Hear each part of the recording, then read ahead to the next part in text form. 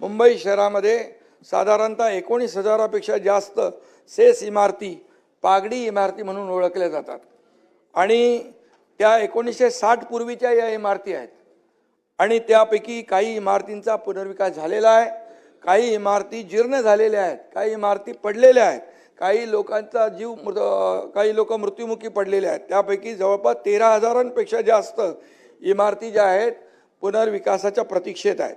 या इमारतीतल्या भाडेकरूंना Maharashtra rent control act नुसार संरक्षण प्राप्त आहे, कारण त्या जुन्या आहेत। या इमारती तसेच त्यातील भाडेकरू व करारनामे त्यांचे कायदेशीर आहेत आणि शासनाने भाडेकरूंच्या हितासाठी रेंट कंट्रोल ॲक्ट आणून त्यांना संरक्षण दिलेलं आहे।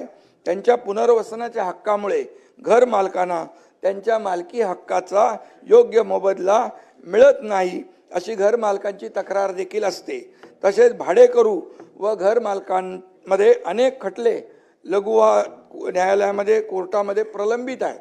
त्यामुळे पागडी इमारतीच्या पुनर्विकासाला अल्प प्रतिसाद मिळतो आहे आणि त्यामुळे पागडी इमारतींचा सुयोग्य व न्याय्य पुनर्विकास गरजेचा आहे।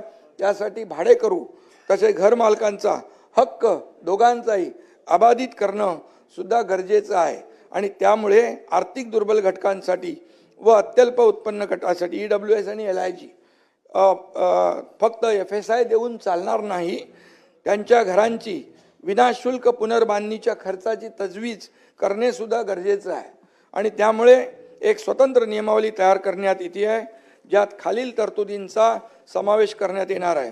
भाडेकरूंच्या ताब्यातील घरांचे जेवढे क्षेत्रफळ आहे, भाडेकरूंच्या ताब्यातलं घरांचं जेवढं क्षेत्रफळ आहे तेवढा FSI देय करणे आणि त्याचबरोबर मालकांना भूखंडाच्या मालकीपोटी बेसिक FSI देय करणे, म्हणजे भाडेकरूंनी जेवढा व्याप्त केला आहे तो त्यांना मिळाला पाहिजे आणि मालकांना भूखंडाच्या मालकीपोटी बेसिक FSI देखील मिळाला पाहिजे। म्हणून EWS आणि LIG गटातील पागडी धारकांना त्यांच्या क्षेत्राच्या निःशुल्क पुनर्बांधणीसाठी लागणारा इन्सेंटिव्ह FSI दिला जाईल, हा देखील निर्णय आपण सरकारने घेतला आहे। जर कोणत्याही कारणामुळे जसं की हाईट रेस्ट्रिक्शनमुळे किंवा इतर प्रतिबंधामुळे जर या तिन्ही प्रकारचे FSI पूर्णपणे वापरणे शक्य नसल्यास उर्वरित जो FSI वाचेल त्याचा TDRच्या स्वरूपात उपलब्ध करून देण्याचा निर्णय देखील आपण घेतलेला आहे। या नियमावलीमुळे पागडी सिस्टीमच्या जुन्या इमारतींच्या पुनर्विकासाचा मार्ग मोकळा होईल। या जीर्ण इमारतींची जवळपास 28,000 केसेस आहेत, 28,000 इमारती। या जीर्ण इमारतींची पडझड थांबेल, त्यामुळे होणारी जीवित आणि वित्तहानी टळेल। या इमारतींच्या पुनर्विकासासाठी सध्या अस्तित्वात असलेले अन्य पर्याय जसे 33/7, 33/9 तसाच सुरू राहणार, तो अबाधित राहणार आणि आजवर ज्या इमारतींना या स्कीमचा फायदा झालेला नाही त्यांच्यासाठी हा एक नवीन पर्याय ठरेल आणि या व्यतिरिक्त इमारतीमधील भाडेकरू व इमारत मालकांमधील सुमारे 28,000 खटले प्रलंबित आहेत। या न्याय प्रक्रियेत देखील अनेक कुटुंब दशकांपासून अडकलेली आहेत आणि म्हणून माझी मुख्यमंत्र्यांच्या बरोबर चर्चा झालेली आहे।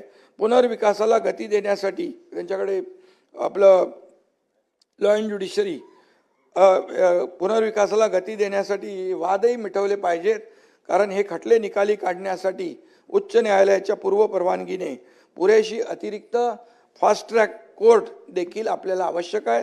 त्याची देखील तजवीज आपण करणार आहोत की पुढच्या 3 वर्षात सर्व खटले निकाली निघतील अशी या ठिकाणी आपण तजवीज करतोय।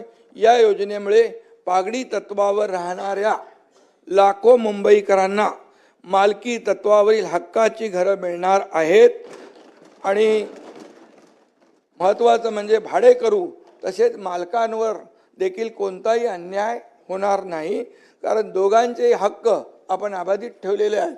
नाहीतर मग जर एकाच बाजूने आपण भाडेकरूंसाठी निर्णय घेतला असता तर कोणी कोर्टात गेला असतं आणि म्हणून दोघांना आपण समसमान अधिकार दिलेले आहेत, कोणाचे हक्क आपण हे केलं नाही, अबाधित ठेवलेला आहे आणि म्हणून भाडेकरू आणि मालकावर देखील कोणताही अन्याय होणार नाही। यामुळे या निर्णयामुळे पुढील काही वर्षांमध्ये मुंबई पागडी मुक्त होईल असा मला ठाम विश्वास आहे आणि त्यांना हक्काचं घर त्यांना मिळेल. या प्रक्रियेत आणखी काही अडचणी उद्भवल्यास त्या दूर करण्यासाठी देखील सरकार जे काही प्रयत्न आहेत ते करतील.